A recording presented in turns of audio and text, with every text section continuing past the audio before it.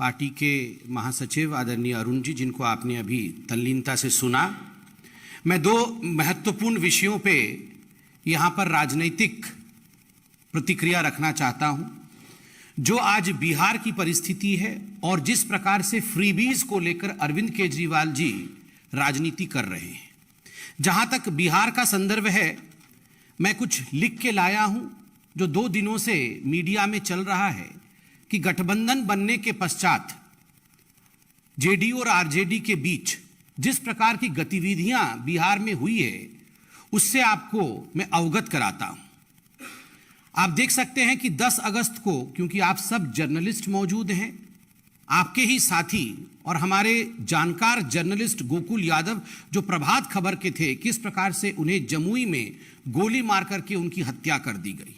11 अगस्त को ठीक उसी प्रकार एक और पत्रकार की गोपालगंज में हत्या कर दी गई और 11 ही अगस्त को बेतिया के रुदल प्रसाद बर्नवाल जी, जो कि एक पुजारी थे राम जानकी मंदिर के, किस प्रकार से गला काट करके, गला रेत करके उन्हें मार दिया गया और उनका जो कटा हुआ गला था वो कहीं और मिला।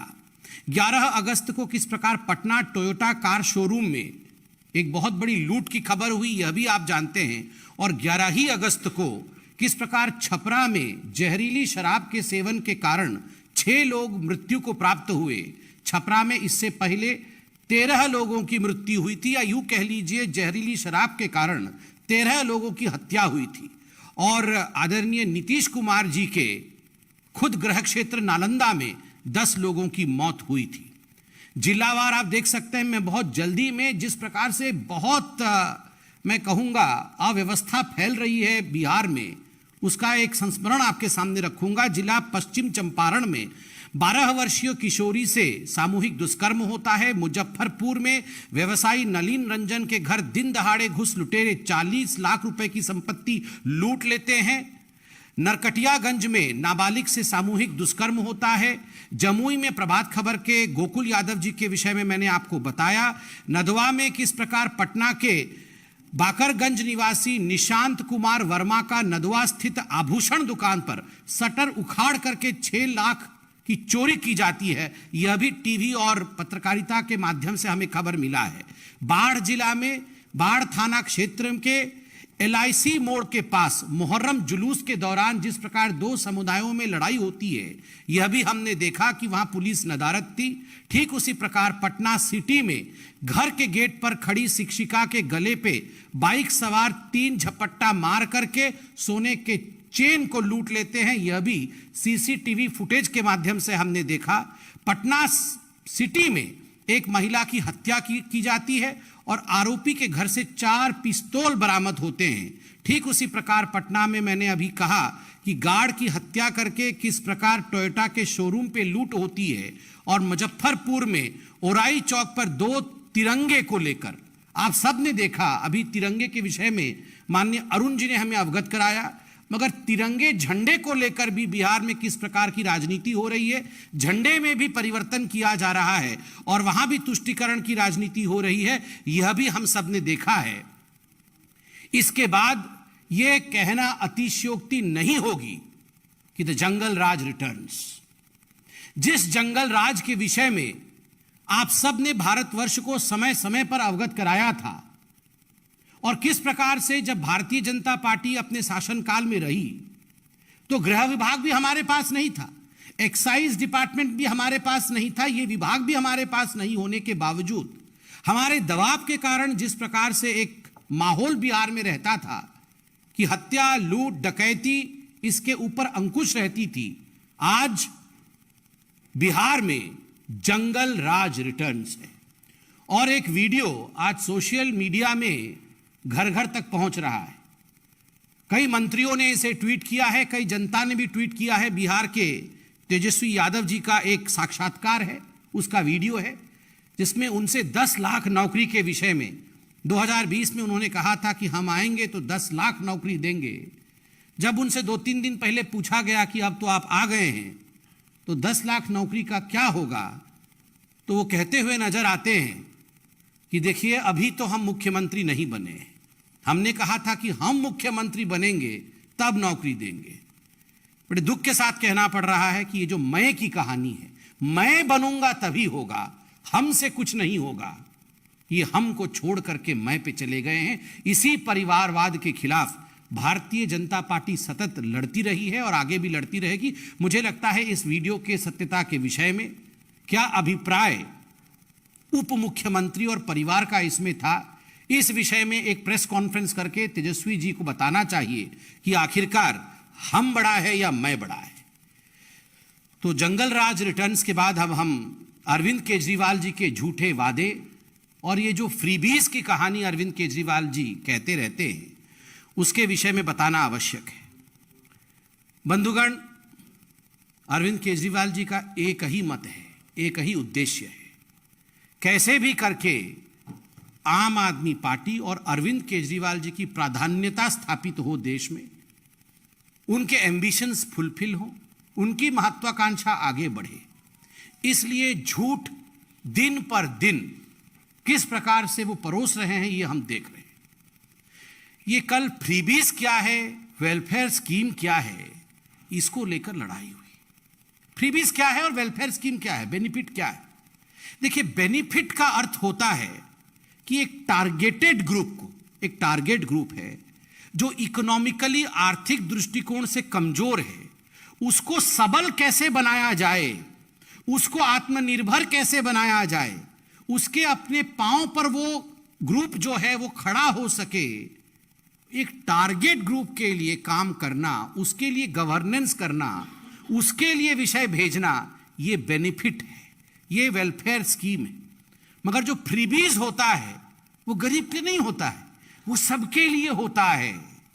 और जो मुख्य उद्देश्य होता है वेलफेयर स्कीम का वो क्या होता है, बेनिफिट का क्या होता है कि किस प्रकार से सस्टेनेबल बेनिफिट दे करके इकोनॉमिकल रूप से एक वर्ग को सस्टेनेबल लाइफ अर्थात आत्मनिर्भर जीवन बनाने के लिए उसे अपने पांव पे खड़ा करना।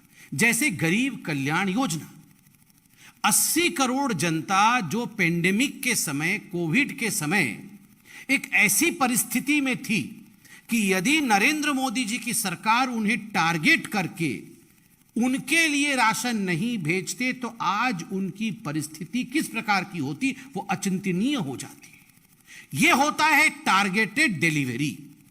और सबके लिए समान रूप से अपने बेनिफिट के लिए, मतलब मुझे राज सत्ता मिल जाए, इस उद्देश्य से किया हुआ कार्य फ्रीबी कहलाता है, ये मुफ्तखोरी कहलाता है। अब देखिए, फ्रीबीज को आप अगर डिफाइन करिएगा, परिभाषित करिएगा, उसका अर्थ निकलेगा नो लॉन्ग टर्म बेनिफिट। किसी भी वर्ग के लिए, किसी भी समूह के लिए, देश के लिए कोई लॉन्ग टर्म बेनिफिट नहीं है, शॉर्ट टर्म बेनिफिट है। किसका है, एक व्यक्ति का या एक पार्टी का। केजरीवाल जी नेता कैसे बन जाए, शॉर्ट टर्म बेनिफिट। आम आदमी पार्टी सत्ता में कैसे आ जाए, शॉर्ट टर्म बेनिफिट।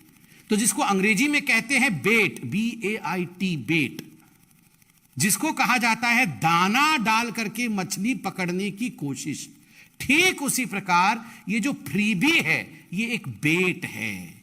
ये किस प्रकार दाना डाल करके उसमें फंसाने की कोशिश, ताकि मेरी महत्वाकांक्षा, अरविंद केजरीवाल जी की महत्वाकांक्षा ये फुलफिल हो जाए।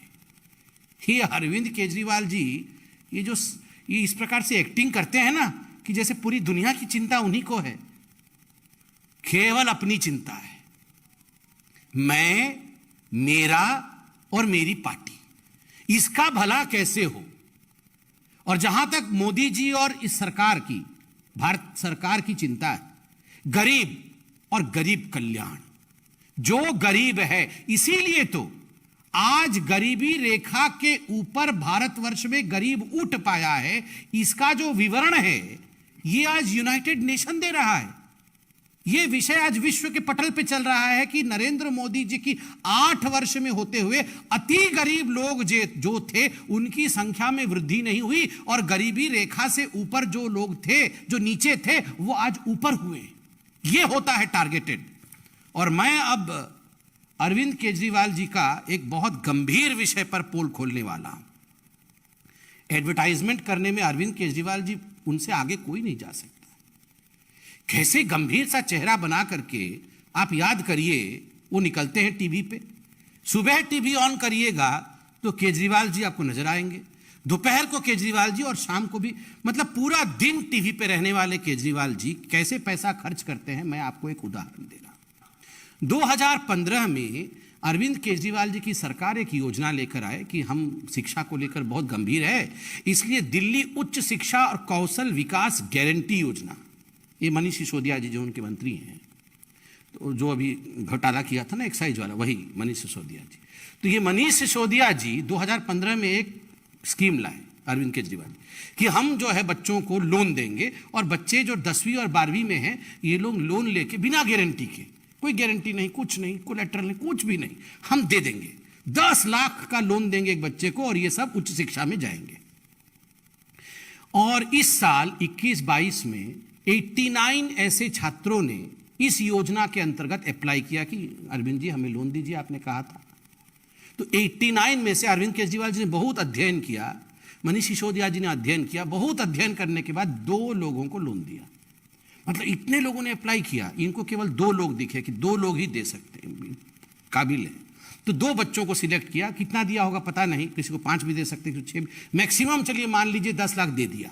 मतलब 10 कुल मिलाकर के 20 लाख मैक्सिमम दिया होगा, हो सकता है उससे कम दिया हो क्योंकि लोन की जो व्यवस्था है वो मैक्सिमम 10 लाख की है, तो हो सकता है 10 दे दिया, चलिए 20 लाख रुपए लोन दिया। और आप जानते हैं एडवर्टाइजमेंट कितने का किया? किसी ने आरटीआई किया था तो आरटीआई का रिपोर्ट आया, घबरा जाएंगे आप सुन करके। 10 लाख रुपए का लोन देके 19 करोड़ 50 लाख रुपए का एडवर्टाइजमेंट कर दिया है। 50 लाख 19 करोड़, हाँ हाँ, जितने का बबुआ नहीं उतने का झुंझुना, संजय जी बोल रहे हैं। तो झुंझुना दिखाते रहते हैं हमेशा, टीवी सुबह से रात तक झुंझुना से ही चल रहा है। मतलब अरविंद केजरीवाल जी झुंझुना से ही चल रहे हैं। आप सोचिए जरा, 2 लोगों को, 2 छात्रों को इन्होंने लोन दिया है और वो भी मैक्सिमम हो सकता है 20 लाख रुपए का, और 19 करोड़ 47 लाख रुपए का इन्होंने जो है एडवर्टाइजमेंट कर दिया है। पूरा उसका विवरण कितना कितना एडवर्टाइजमेंट दिया है इसमें है। इलेक्ट्रॉनिक मीडिया में 18 करोड़ 81 लाख 618, प्रिंट मीडिया में 47 लाख रुपया, ऐसे करके इन्होंने इतने का एडवर्टाइजमेंट दिया है। आपको याद होगा बीच में अरविंद केजरीवाल जी आते थे एक टीवी में, आज से जब कोरोना चल रहा था उसके ठीक पहले आते थे और कहते थे बहुत प्रदूषण है तो जीवन खराब हो जाएगा, तो हम एक बायो डिकम्पोस्ट केमिकल ढूंढे हैं। बहुत रिसर्च किए थे अरविंद केजरीवाल जी पूसा में बैठ करके, और उसके बाद उन्होंने कोई केमिकल ढूंढा था। उन्होंने कहा था मैं केमिकल छिड़क रहा हूं, ये केमिकल छिड़कने से पूरा जो दिल्ली है वो प्रदूषण मुक्त हो जाएगा, और हमने कर दिया है, छिड़क दिया है सब जगह केमिकल। बाद में मालूम पड़ा कि 60 लाख का ये जो एक्सपेरिमेंट करके क्या निकाला था केमिकल, ये 60 लाख रुपए का केमिकल था और उसमें 24 करोड़ रुपए का एडवर्टाइजमेंट था। 60 लाख रुपए का केमिकल बनाया और सुबह से वो टीवी पे मैं छिड़क रहा हूं करके 24 करोड़ रुपए छिड़क रहा हूं करके खर्च किया।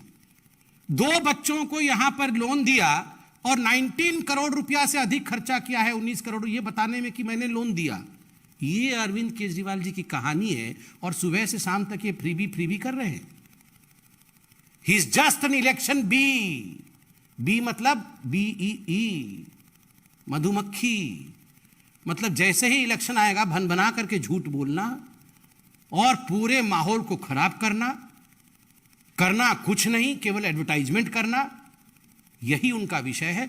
आज इतना ही था। आज अरविंद केजरीवाल जी ने यह भी कहा है, उन्होंने कहा है कॉर्पोरेट टैक्स जो है ये बढ़ा रही है भारत की सरकार। एक तो अरविंद केजरीवाल जी, आप तो इतने पढ़े लिखे व्यक्ति हैं, आपको वेव ऑफ और राइट ऑफ में फर्क नहीं पता है।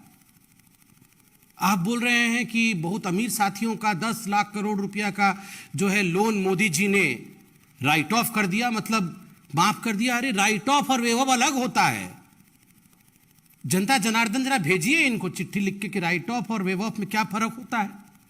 जब राइट ऑफ होता है तो कॉलम चेंज होता है, आरबीआई की गाइडलाइन है, मतलब जो लोग पैसा लूट रहे थे, जिन लोगों ने पैसा लूटा है, किस प्रकार से उनसे बकाया लिया जाए, किस प्रकार से उनसे पैसा वापस लिया जाए, उसको राइट ऑफ कहते हैं। मतलब प्रक्रिया चालू है। इसीलिए तो यूपीए एरा में जिन लोगों ने एनपीए किया था, आज वो सारा पैसा वापस लाने का काम नरेंद्र मोदी जी की सरकार कर रही है। और कॉरपोरेट टैक्स को लेकर इन्होंने कहा कि कॉरपोरेट को बेनिफिट दिया जा रहा है। अरविंद केजरीवाल जी, आपके ज्ञान के लिए, जो फाइनेंशियल ईयर 2018-19 था उसमें corporate tax collection 6.63 lakh crore का था और फाइनेंशियल ईयर 21-22 में 7.1 लाख करोड़ रुपए पेंडेमिक होने के बावजूद कॉरपोरेट टैक्स देश ने कलेक्ट किया है और यह पैसा गरीबों के लिए इस्तेमाल होता है। इसलिए झूठ बोलना बंद करिए। आज हम आशा करते हैं कि इस प्रेस कॉन्फ्रेंस के बाद अरविंद केजरीवाल जी तुरंत एक प्रेस कॉन्फ्रेंस करेंगे और बताएंगे कि 20 लाख लोन और 19 करोड़ रुपए ये विज्ञापन पे खर्चा, ये कौन सी अर्थनीति कहलाती है? What is this economy? इस इकोनॉमी के बारे में आप बताएंगे। बहुत बहुत धन्यवाद। आजादी के से पहले स्वतंत्रता संग्राम सेनानियों ने प्राणों की आहुति दी, अपना सब कुछ न्यौछावर कर दिया कि देश आजाद हो। और जो देश अपने पूर्वजों को, अपने स्वतंत्रता संग्राम सेनानियों को याद रखता है, जो समाज अपने पूर्वजों को याद रखता है, उनके त्याग और तपस्या को याद रखता है, आने वाली पीढ़ी को बताता है, वही देश और समाज जीवंत रहता है। इसलिए पूरे कार्यक्रम के दौरान देश भर में जो स्वतंत्रता संग्राम सेनानियों की मूर्तियां हैं, महापुरुषों की मूर्तियां हैं, उनके आसपास स्वच्छता का कार्यक्रम करना और माल्यार्पण करने का कार्य भी पूरा हम सब इसको अवश्य रूप से करेंगे। आम जनमानस का इसमें बहुत बड़ी प्रभावी साथ में भूमिका रहेगी। मैं इतना ही कहना चाहूँगा कि इस अभूतपूर्व कार्यक्रम के लिए, इस अभूतपूर्व अभियान के लिए हम देश के यशस्वी प्रधानमंत्री आदरणीय नरेंद्र मोदी जी का अभिनंदन भी करते हैं, धन्यवाद भी देते हैं। वहीं देश के सभी जनमानस को जो प्रभावी रूप से बढ़ चढ़ करके इस देश की एकता और अखंडता के लिए भाग ले रहे हैं, उनका भी अभिनंदन करते हैं और धन्यवाद करते हैं। इस प्रकार का कार्यक्रम पार्टी ने इसको दिया है और जब ध्वज फहराएंगे उस समय, राष्ट्रीय ध्वज फहराते समय सेल्फी लेकर के जो हर घर तिरंगा एक वेबसाइट है उस पर भी फोटो अपलोड करने का काम करेंगे। यही मुझको आप सबके समक्ष रखना था। मैं कई कार्यक्रमों में जाकर के इस तिरंगा यात्रा में भाग लेने का अवसर मिला, राजस्थान गया था, लेकिन मैंने अपने जीवन में इस प्रकार का जोश, उमंग और इस प्रकार के संख्या देश के दीवानों की आज़ादी के संकल्प लेकर के और नए भारत के संकल्प लेकर के लोग जो निकले, ऐसा दृश्य आज तक हमने नहीं देखा। जो अभी देखा उससे मन बहुत प्रफुल्लित होता है, मन बहुत गर्वान्वित होता है। यही आप सबके समक्ष कहना था। बहुत बहुत धन्यवाद।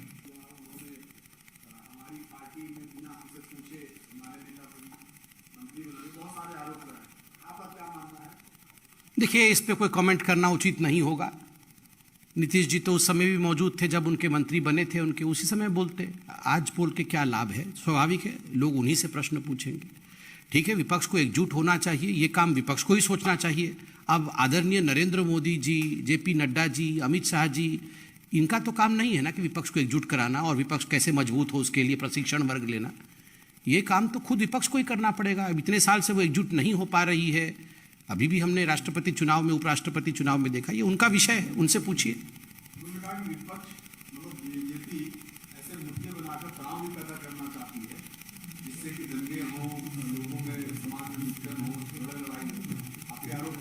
वो काहे तनाव में आ रहे हैं? विपक्ष ने अगर कोई गलती नहीं की है, अगर विपक्ष पाक साफ है, उनके आत्मा में किसी प्रकार का दाग नहीं है, तो विपक्ष तनाव में क्यों आ रही है? कभी आपने नरेंद्र मोदी जी को कभी तनाव में देखा है क्या? वो तनाव में इसलिए नहीं रहते हैं क्योंकि वो गरीबों का कल्याण करते हैं। जो गरीबों का कल्याण करेगा वो कभी भी तनाव में नहीं रहेगा। जो अपना कल्याण करते रहेगा वो हमेशा इनसिक्योरिटी में रहेगा कि मेरा क्या होगा। तो विपक्ष आज केवल अपने परिवार के कल्याण में लगी है और इसीलिए तनाव में है कि मेरे परिवार का क्या होगा, मेरे परिवार का क्या होगा।